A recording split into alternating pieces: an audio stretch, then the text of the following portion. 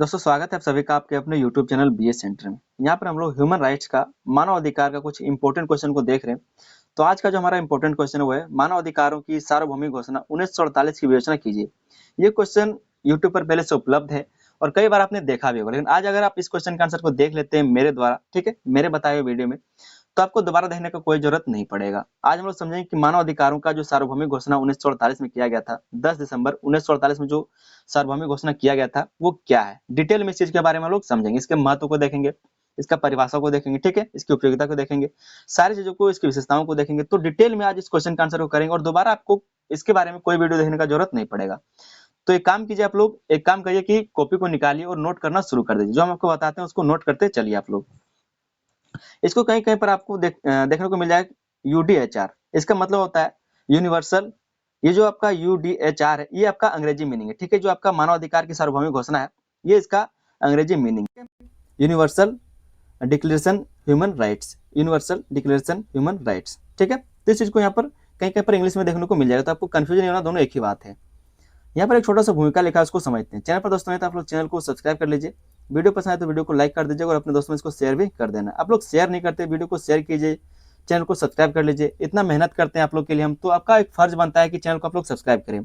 इतना प्यार से हम आपको बोलते हैं, समझाते हैं, तो आपका काम क्या है कि चैनल को आप लोग सब्सक्राइब कर लीजिए। कोई पैसा खर्च नहीं होता, आपका कुछ नहीं जाता है इससे, ठीक है। आपका कुछ नहीं जाएगा, लाइक करने से कुछ नहीं जाएगा, शेयर करने से कुछ नहीं जाएगा, सब्सक्राइब करने से कुछ नहीं जाएगा, लेकिन क्या होगा, मेरा चैनल को थोड़ा सपोर्ट मिलेगा, हमको थोड़ा सपोर्ट मिलेगा, ताकि हम आपको और अच्छे से बता सके। तो एक छोटा सा यहाँ पर भूमिका लिख के लाएं, उसको आप समझ लीजिए। कहा जा रहा है कि द्वितीय विश्व युद्ध में लाखों लोगों की हत्या, अत्याचार और मानव शोषण हुआ। जब द्वितीय विश्व युद्ध हुआ, ठीक है, उस टाइम में लाखों लोगों का हत्या किया गया, अत्याचार हुए उन लोगों के साथ और मानव शोषण हुआ। इससे पूरी दुनिया को यह महसूस हुआ कि हर व्यक्ति के जीवन, स्वतंत्रता और सम्मान की रक्षा के लिए कुछ मूल अधिकार आवश्यक हैं। जब कह सकते हैं कि कोई भी गलती जब होता है, कोई जब विनाश होता है, तभी किसी ना किसी चीज का आविष्कार होता है, ठीक है। तो उसी तरह से जब द्वितीय विश्व युद्ध हुआ तो वहां पर बहुत सारी हत्याएं हुई, बहुत सारे लोग मारे गए जो निर्दोष थे। ऐसा नहीं कि वो सेना में थे या फिर सरकार में थे, वो लोग तो कई सारे बच गए, बहुत सारे मारे गए, लेकिन जो निर्दोष थे, जिसका कोई दोष नहीं था, जिसको तो बहुत लोगों को तो कुछ पता भी नहीं था, वो लोग भी मारे गए। तो द्वितीय विश्व युद्ध में लाखों लोगों की हत्या, अत्याचार और मानव शोषण हुआ। इससे पूरी दुनिया को यह महसूस हुआ कि हर व्यक्ति के जीवन, स्वतंत्रता और सम्मान की रक्षा के लिए कुछ मूल अधिकार आवश्यक हैं। इसी उद्देश्य से संयुक्त राष्ट्र संघ, जिसको बोलते हैं यूएनओ, ठीक है, यूनाइटेड नेशन ऑर्गेनाइजेशन ने 10 दिसंबर 1948 को मानव अधिकारों की सार्वभौमिक घोषणा, जिसको बोलते हैं यूडीएचआर, को स्वीकार किया, ठीक है। इसी दिन जो आप डेट देख रहे हैं, 10 दिसंबर 1948 को जो मानवाधिकार की सार्वभौमिक घोषणा की गई। आगे इसमें कहा जा रहा है कि इस घोषणा में बताया गया कि दुनिया के सभी मनुष्य समान हैं। दुनिया के जितने मनुष्य हैं वो सभी समान हैं, कोई छोटा बड़ा नहीं है, और उन्हें बिना किसी भेदभाव के कुछ मूलभूत अधिकार मिलने चाहिए। इसलिए 10 दिसंबर को हर वर्ष विश्व मानव अधिकार दिवस मनाया जाता है। अगर ये क्वेश्चन भी आपको एक नंबर पूछा जाता है कि विश्व मानव अधिकार दिवस कब मनाया जाता है, तो आप लोग वही डेट लिखेंगे जो आपको बता रहे हैं, 10 दिसंबर, ठीक है। 10 दिसंबर 1948 को, क्योंकि सार्वभौमिक जो घोषणा किया गया था, ठीक है, मानव अधिकारों की सार्वभौमिक घोषणा की गई थी, तो वही डेट को विश्व मानव अधिकार दिवस मनाया जाता है। तो इस चीज को आप लोग याद रखेंगे। आगे दोस्तों हम लोग देख लेते हैं मानव अधिकारों की सार्वभौमिक घोषणा का अर्थ। इसका अर्थ क्या है? यह एक अंतर्राष्ट्रीय घोषणा है जिससे सभी मनुष्यों के लिए आवश्यक अधिकारों और स्वतंत्रताओं को बताया गया है। कहा जा रहा है कि ये क्या है, तो एक अंतर्राष्ट्रीय घोषणा है, ठीक है, एक दस्तावेज है। जो आपका मानव अधिकारों की सार्वभौमिक घोषणा है वो क्या है, तो एक अंतर्राष्ट्रीय दस्तावेज है, एक घोषणा है जिसमें सभी मनुष्यों के लिए आवश्यक अधिकारों और स्वतंत्रताओं को बताया गया है कि सभी मनुष्यों के लिए क्या क्या आवश्यकताएं हैं, क्या क्या उसके अधिकार हैं और क्या क्या उसकी स्वतंत्रताएं, इसके बारे में डिक्लेयर किया गया, बताया गया, घोषणा किया गया, ठीक है। ये चीज को आप लोग यहाँ पर समझ गए होंगे। इसका उद्देश्य क्या है? ये जो आपका मानव अधिकारों की सार्वभौमिक घोषणा है, इसका उद्देश्य क्या है? पहला जिसका उद्देश्य वो है मनुष्य की गरिमा, मतलब उसका जो सम्मान, जो इज्जत है, उसकी रक्षा करना। आपको हम पिछले क्वेश्चन में सारी चीजें बता चुके हैं। दूसरा जो इसका उद्देश्य है मानव अधिकार की सार्वभौमिक घोषणा का, वो है लोगों को स्वतंत्र और सुरक्षित जीवन देना। लोगों को स्वतंत्र और सुरक्षित जीवन देना। आप लोग यहाँ पर सोच रहे हैं कि ये जो मानव अधिकार का सार्वभौमिक घोषणा किया गया है ये कैसे काम करता है? तो ये क्या करता है, ये देश देशों को देखता है कि कौन सा देश कहाँ पर क्या करे। जैसे कि अगर मान लीजिए हमारा देश है, अगर 100 लोगों को खड़ा करके गोली से भून दिया कोई भी सरकार, तो क्या ये मानव अधिकार का हनन है? मानव अधिकार क्या, तो उल्लंघन है। तो यहाँ पर ये जो आपका मानव अधिकार की सार्वभौमिक घोषणा का जो किया गया है इसका उल्लंघन हो जाएगा, ठीक है। और जो आपका ICCR है वो क्या करेगा, एक्शन लेगा, और जो देश इस तरह से काम किया है उसके ऊपर एक्शन लेगा और वो जो हमारा इंटरनेशनल कोर्ट है वहां तक ये बात जा सकता है, उसका सरकार जा सकता है, उसके ऊपर कार्रवाई किया जा सकता है। ठीक है, तो ये सारी चीजें वो देखने का काम करता है। जब आपको आईसीसीआर के बारे में पढ़ाएंगे तो वो चीज में आपको डिक्लेयर मतलब क्लियर हो जाएगा। यहाँ पर आप लोग समझिए कि इसका उद्देश्य क्या है, जो आपका मानवाधिकार की सार्वभौमिक घोषणा है इसका उद्देश्य क्या है। तीसरा जो इसका उद्देश्य वो है अन्याय और शोषण को रोकना, अन्याय और शोषण को ये रोकना इसका काम है। चौथा जो पॉइंट है वो है विश्व में शांति और भाईचारा बढ़ाना। ये जो घोषणा किया गया था, जो सार्वभौमिक घोषणा किया गया मानव अधिकार का, वो किस लिए किया गया, ताकि विश्व में शांति बनाया जा सके, भाईचारा को बढ़ाया जा सके, अन्याय को रोका जा सके, शोषण को रोका जा सके, लोगों को स्वतंत्र बनाया जा सके। ठीक है, उनके जो जीवन है, उनका जो गरिमा है, जो उनका स्वतंत्रता है, उसका रक्षा किया जा सके। इसलिए तो मानव अधिकारों का सार्वभौमिक घोषणा किया गया है। ये सारे इसके उद्देश्य हैं। उम्मीद करते हैं आपको उद्देश्य समझ में आ गया होगा। आगे दोस्तों हम लोग देखेंगे मानव अधिकारों की सार्वभौमिक घोषणा की प्रमुख विशेषताएं। हम आपको शुरू में ही बताया कि आप लोग यहाँ पर विशेषता भी देखेंगे, महत्व को भी देखेंगे, इसके सीमाओं को भी देखेंगे। ठीक है, सारी चीज को एक ही वीडियो यहाँ पर हम लोग कंप्लीट करने वाले हैं। तो हम लोग इसके विशेषताओं को समझते हैं। पहले जो इसकी विशेषता है वो है सभी मनुष्यों के लिए समान अधिकार। सभी मनुष्यों के लिए क्या है, तो यहाँ पर समान अधिकार देने का काम करता है। इस घोषणा के अनुसार सभी मनुष्य जन्म से समान है। किसी भी व्यक्ति के साथ उसकी जाति, धर्म, भाषा, रंग या फिर लिंग, राष्ट्रीयता के आधार पर भेदभाव नहीं किया जा सकता। अर्थात अमीर हो, गरीब हो, पुरुष हो, महिला हो या फिर किसी भी समुदाय के लोगों को समान अधिकार प्राप्त है। इससे समाज में समानता और न्याय की भावना विकसित होती है। तो मतलब सभी जो मनुष्य हैं, चाहे वो किसी भी धर्म, जाति, लिंग का हो, सभी को क्या है तो बराबर अधिकार दिया जाता है। ये इसका एक विशेषता है। अगला जो विशेषता है वो है मानव सम्मान की रक्षा। ये मानव के सम्मान की, उसकी गरिमा का रक्षा करने का काम करता है। मानव अधिकारों का सबसे महत्वपूर्ण उद्देश्य व्यक्ति की गरिमा और सम्मान की रक्षा करना है। ये जो आप विशेषताओं को देख रहे हैं, हम पिछला वीडियो में आपको विशेषताओं को समझा चुके हैं, इसलिए यहाँ पर हम ज्यादा डिस्कस नहीं करेंगे। ठीक है, कहा जा रहा है कि मानव अधिकारों का सबसे महत्वपूर्ण उद्देश्य क्या है, तो व्यक्ति की गरिमा और उसके सम्मान की रक्षा करना। हर व्यक्ति को सम्मानपूर्वक जीवन जीने का अधिकार है। किसी के साथ अपमानजनक, क्रूर या फिर अमानवीय व्यवहार करना मानव अधिकारों का उल्लंघन माना जाता है। अगर किसी के साथ भी आप क्रूर व्यवहार करते हैं, अपमानजनक व्यवहार करते हैं, अमानवीय व्यवहार करते हैं, तो वो मानव अधिकारों का उल्लंघन माना जाएगा। उदाहरण के लिए जैसे देख सकते हैं कि किसी व्यक्ति को बिना कारण प्रताड़ित करना या फिर उसके साथ भेदभाव करना गलत माना गया है, इसको मानव अधिकारों के खिलाफ माना गया है। तीसरा जो इसका विशेषता है वो है स्वतंत्रता पर बल। इस घोषणा में प्रत्येक व्यक्ति को विचार रखने, अपने बात कहने, धर्म अपनाने और शांतिपूर्ण जीवन जीने की स्वतंत्रता दी गई है। मतलब आप किसी भी धर्म को मान सकते हैं, उसका प्रचार प्रसार कर सकते हैं, अपने विचारों को बोल सकते हैं। ठीक है, समाज में आप जो चाहे कर सकते हैं, तब तक कर सकते हैं जब तक समाज को आपसे कोई प्रॉब्लम ना हो, आपके किए गए कामों से कोई प्रॉब्लम ना हो, तब तक आप समाज में कुछ भी काम कर सकते हैं। जैसे आप समाज में चोरी कर सकते हैं, लेकिन चोरी से आप किसी को प्रॉब्लम होगा कि समाज में होगा, मतलब आप चोरी नहीं कर सकते। चोरी क्या है तो गलत चीज है। आप क्या करेंगे, आप समाज में फ्री में शिक्षा दे सकते हैं, इससे समाज में किसी को प्रॉब्लम होगा नहीं होगा, तो आप समाज में फ्री में शिक्षा दे सकते हैं। तो जिससे समाज में प्रॉब्लम ना हो वो काम आप कर सकते हैं, जिससे समाज में किसी को प्रॉब्लम हो जाए वो काम आप नहीं कर सकते। ठीक है, इसका अर्थ है कि एक व्यक्ति अपनी इच्छा के अनुसार सोच सकता है, बोल सकता है, अपने विचारों दूसरों तक पहुंचा सकता है, जब तक उससे समाज को नुकसान ना हो। अगला जो यहाँ पर हम लोग इसका विशेषता देखेंगे वो है शोषण और अत्याचार का विरोध। इससे शोषण और अत्याचार का विरोध होता है। घोषणा में दासता, भावना, ठीक है, व्यापार और अत्याचार का विरोध किया गया है। इस घोषणा में दासता संबंधित मतलब जो दास लोगों को बनाया जाता है, उसको गुलाम बनाया जाता है या फिर नौकर रखा जाता है, इसके बारे में, मानव व्यापार के बारे में, जो मानव मतलब जो लोगों को बेच दिया जाता है, नौकर को बेच दिया जाता है, उसके बारे में अत्याचार के क्या तो विरोध किया गया है। किसी भी व्यक्ति को गुलाम बनाकर रखना या फिर उसके साथ क्रूर व्यवहार करना अपराध माना गया है। इससे कमजोर और गरीब लोगों की सुरक्षा सुनिश्चित करने का प्रयास किया गया है। ठीक है, अगला जो यहाँ पर इसका विशेषता हम लोग देखेंगे वो है कानून के सामने समानता। हर व्यक्ति कानून की नजर में बराबर माना गया है। यदि किसी व्यक्ति के साथ अन्याय होता है तो उसे न्याय पाने का अधिकार है।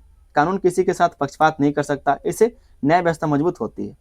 आप चाहे गरीब हो, अमीर हो, अनपढ़ हो, पढ़े लिखे हो, कलेक्टर हैं या फिर निहायत रिक्शा चलाने वाले लोग हैं, तब भी क्या है तो कानून के समक्ष आप सभी बराबर हैं। ठीक है, आप पढ़े लिखे हैं या फिर नहीं भी हैं, सभी के लिए कानून के पास क्या है तो बराबरी है। मानव अधिकारों की सार्वभौमिक घोषणा के प्रमुख अधिकार, इसके क्या क्या अधिकार हैं उसको थोड़ा सा आप लोग समझ लीजिए। कहा जा रहा है कि ये जो आपका यूडीएचआर है, ठीक है, universal declaration of human rights में कुल 30 अनुच्छेद हैं। इसमें जो आपका मानवाधिकार का सार्वभौमिक घोषणा है उसमें 30 अनुच्छेद है, जिनमें विभिन्न प्रकार के अधिकारों का वर्णन किया गया। लेकिन हम लोग यहाँ पर सारे को नहीं समझेंगे, जो कुछ 8-9 इंपॉर्टेंट चीज है उसको यहाँ पर देख लेंगे। ठीक है, तो पहला जो यहाँ पर अधिकार दिया गया वो है जीवन और स्वतंत्रता का अधिकार। ये जो घोषणा किया गया उसमें जीवन और स्वतंत्रता का अधिकार के बारे में बात किया गया है। हर व्यक्ति को सुरक्षित और स्वतंत्र जीवन जीने का अधिकार प्राप्त है। किसी को भी बिना कारण उसकी स्वतंत्रता से वंचित नहीं किया जा सकता। यह अधिकार मानव जीवन की सुरक्षा सुनिश्चित करता है। जब तक कोई अपराध ना हो उससे, जब तक उससे समाज से कोई प्रॉब्लम ना हो, समाज को उससे कोई प्रॉब्लम ना हो, तब तक उसकी स्वतंत्रता को नहीं छीना जा सकता। दूसरा जो अधिकार दिया गया है जो आपका सार्वभौमिक घोषणा उसमें वह समानता का अधिकार, सभी मनुष्य समान है और सभी को समान अवसर मिलने चाहिए। जाति, धर्म, रंग, भाषा, लिंग या फिर जन्म के आधार पर किसी के साथ भेदभाव नहीं किया जा सकता। यह अधिकार सामाजिक न्याय को बढ़ावा देता है। तो ये भी इसका एक क्या है, तो अधिकार दिया गया है मानव अधिकार सार्वभौमिक घोषणा के अंतर्गत। अगला जो अधिकार दिया गया वो दासता के विरुद्ध अधिकार। दासता मतलब समझते, दास प्रथा, जो दास को बेचा जाता है, मतलब लोगों को बेचा जाता है, स्लेवरी सिस्टम। इस घोषणा में स्पष्ट रूप से कहा गया है कि किसी भी व्यक्ति को गुलाम नहीं बनाया जा सकता। पुराने समय में लोगों को खरीद बिक्री की वस्तु की तरह इस्तेमाल किया जाता था, लेकिन इस घोषणा ने ऐसी प्रथाओं को अमानवीय बताया है। तो ये सारी घोषणाएं जो आपका मानवाधिकार का सार्वभौमिक घोषणा उसमें ये सारी घोषणाएं की गई है। अगला जो घोषणा है वो है न्याय पाने का अधिकार। सभी को क्या है, तो न्याय पाने का अधिकार है, चाहे पढ़े लिखे हो, चाहे गरीब हो, चाहे अमीर हो, सभी को क्या है, तो न्याय पाने का अधिकार दिया गया। यदि किसी व्यक्ति के साथ अन्याय होता है तो उसे न्यायालय में जाकर न्याय पाने का अधिकार है। हर व्यक्ति को निष्पक्ष सुनवाई का अधिकार प्राप्त है, इससे लोगों के अधिकार सुरक्षित रहते हैं। तो इस तरह की क्या है, तो घोषणाएं की गई है जो आपका मानवाधिकार सार्वभौमिक घोषणा उसके अंतर्गत। अगला जो घोषणा किया गया वह व्यक्ति की स्वतंत्रता, मतलब अपने विचारों को व्यक्त करने की स्वतंत्रता आपको दिया गया है। हर व्यक्ति को अपनी बात कहने और अपने विचार व्यक्त करने का अधिकार है। लोग समाचार, लेख, भाषण या फिर अन्य माध्यमों से अपने विचार दूसरों तक पहुंचा सकते हैं। यह लोकतंत्र की महत्वपूर्ण विशेषता है।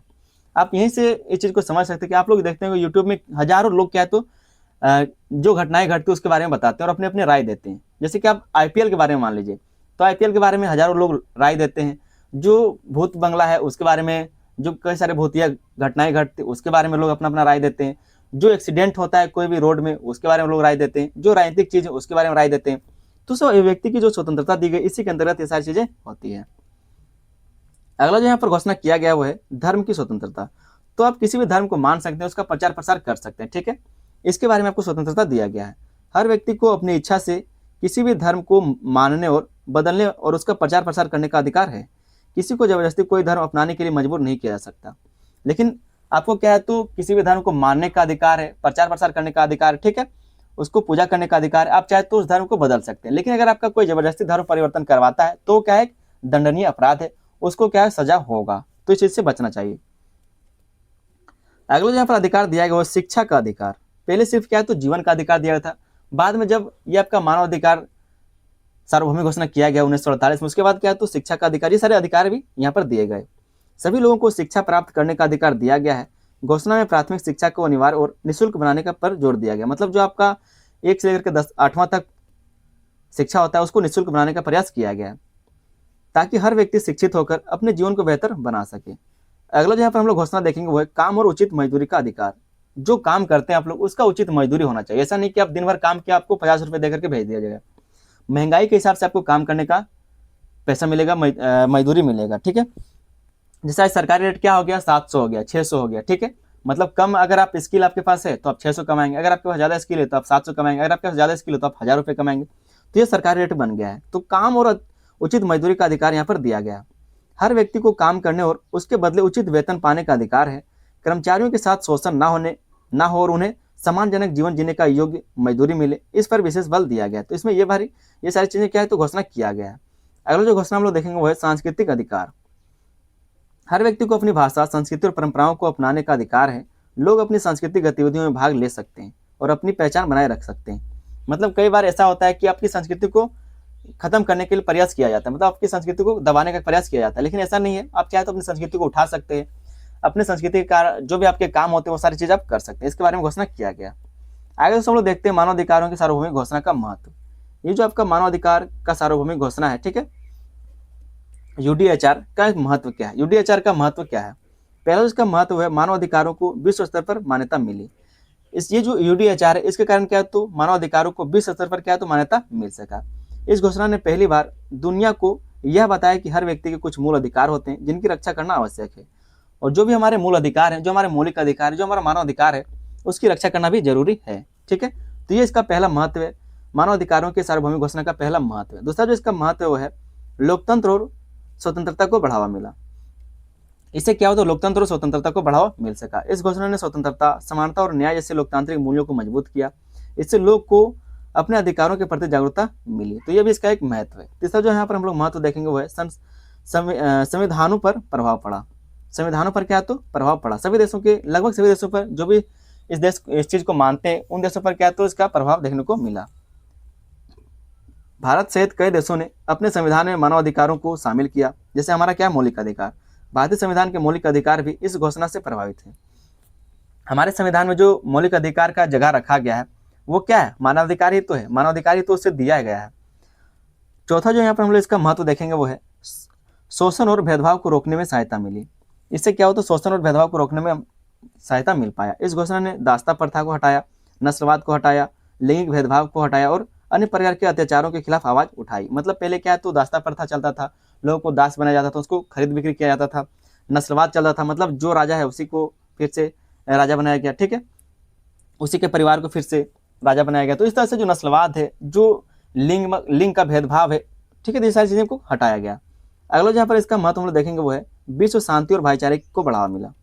जब लोगों को समान अधिकार और सम्मान मिलता है तो समाज में शांति और सहयोग की भावना बढ़ जाती है। अगर आपको जितना अधिकार मिल रहा है, जो आपसे गरीब है उसको भी उतना अधिकार मिल रहा है, तो कोई डाउट होगा, कोई झगड़ा झंझट होगा, नहीं होगा, बराबर सबको समानता मिल रहा है, ठीक है। जितना कानून आपको अधिकार दिया है उतना कानून इसको भी अधिकार दिया है, तो कोई झगड़ा झंझट होगा, नहीं होगा। तो ये सारी चीजें यहाँ पर देखने को मिलता है। आगे दोस्तों हम लोग देखते हैं मानव अधिकारों की सार्वभौमिक घोषणा की सीमाएं। इसकी सीमाएं क्या है, ठीक है। तो पहला इसका सीमा है कानूनी रूप से पूरी तरह बाध्यकारी नहीं। ये जो आपका यूडीएचआर है, मानवाधिकार का सार्वभौमिक घोषणा, ये कोई कानून नहीं, ठीक है, कानूनी रूप से कोई बाध्यकारी नहीं है। मतलब इसको कोई देश मानता है तभी ठीक है, नहीं मानता है तभी ठीक है। यह घोषणा एक नैतिक और अंतर्राष्ट्रीय मार्गदर्शक थी, लेकिन शुरुआत में इसे पूरी तरह कानूनी शक्ति प्राप्त नहीं थी। शुरुआत में क्या है तो इसको पूरी तरह से कानूनी अधिकार प्राप्त नहीं था। आज तो इसके लिए कई सारे नियम बनाए गए हैं। जो आपका मानवाधिकार सार्वभौमिक घोषणा, इसके लिए कई सारे नियम बनाए गए, ठीक है, जिसको अगर आप नहीं मानते हैं तो आपका देश को भी, अगर आपका देश जो आपका राज्य सरकार है, जो आपका देश का सरकार, अगर वो आपके साथ कुछ गलत करता है तो उसको इंटरनेशनल कोर्ट तक घसीटा जा सकता है। तो आज तो उसके ऊपर कानून बन गया है, लेकिन पहले ऐसा कुछ नहीं था। ये सिर्फ क्या तो एक नैतिकता था कि इन चीजों को मानना चाहिए। दोस्तों यहाँ पर हम लोग सीमा देखेंगे वो है आज भी मानव अधिकारों का उल्लंघन होता है। दुनिया के कई देशों में आज भी लोगों के साथ अन्याय, हिंसा और भेदभाव होता है। जैसे कि चाइना में लोगों को सरकार के खिलाफ बोलने का अधिकार नहीं है। जो आपका उत्तर कोरिया में बोलने का अधिकार नहीं है। तो ये आप देख सकते हैं। तीसरा यहाँ पर सीमा हम लोग देखते हुए आर्थिक और सामाजिक असमानता, गरीबी, अशिक्षा और बेरोजगारी के कारण कई लोग अपने अधिकारों की सही लाभ नहीं उठा पाते। गरीबी के कारण, अशिक्षा के कारण, बेरोजगारी के कारण क्या तो बहुत सारे लोग ऐसे भी हैं जो अपने अधिकार को जानते ही नहीं, ठीक है, उसका लाभ नहीं उठा पाते। चौथा इसका सीमा है कुछ देशों में स्वतंत्रता पर प्रतिबंध देखने को मिलता है। कुछ तानाशाही देशों में लोगों को खुलकर बोलने या फिर सरकार की आलोचना करने की स्वतंत्रता नहीं दी जाती। मतलब आप सरकार के खिलाफ नहीं बोल सकते। अगर आप सरकार के खिलाफ बोलेंगे तो आपको यहाँ माथा में गोली मार दिया जाएगा। तो यहाँ पर इसकी कुछ आलोचनाएं या फिर सीमाएं देखने को मिलती है। उम्मीद करते हैं आपको क्वेश्चन का आंसर समझ में आ गया होगा। एक छोटा सा दोस्तों आप लोग निष्कर्ष भी जरूर लिख लीजिएगा। निष्कर्ष को इस तरह से लिख सकते हैं कि मानव अधिकारों की सार्वभौमिक घोषणा 1948 मानव इतिहास की एक महत्वपूर्ण उपलब्धि है। इसने पूरी दुनिया को यह संदेश दिया कि सभी मनुष्य समान है और उन्हें क्या है तो सम्मानपूर्वक जीवन जीने का अधिकार है। हालांकि आज भी कई चुनौतियां मौजूद हैं, फिर भी यह घोषणा मानव अधिकारों की रक्षा, सामाजिक न्याय और विश्व शांति के लिए अत्यंत महत्वपूर्ण मानी जाती है। तो इस तरह से आप लोग एक छोटा सा निष्कर्ष लिख लीजिएगा। इससे क्या होता है तो एग्जामिनर को पता चलता है कि आपने ऊपर क्या लिखा है और खुश होकर के वो एक आधा नंबर क्या करते हैं एक्स्ट्रा आपको दे देते हैं। उम्मीद करते हैं आपको क्वेश्चन का आंसर समझ में आ गया होगा। चैनल पर दोस्तों नए तो आप लोग चैनल को सब्सक्राइब कर लीजिए। वीडियो पसंद है तो वीडियो को लाइक कर दीजिए, अपने दोस्तों में इसको शेयर भी कर देना है। आप लोग के लिए हम प्लेलिस्ट बना दिए, इसका लिंक आपको डिस्क्रिप्शन में मिल जाएगा, जाकर चेक कर लीजिएगा। मिलते दोस्तों हम लोग किसी अगले वीडियो में, तब तक के लिए धन्यवाद। जय हिंद।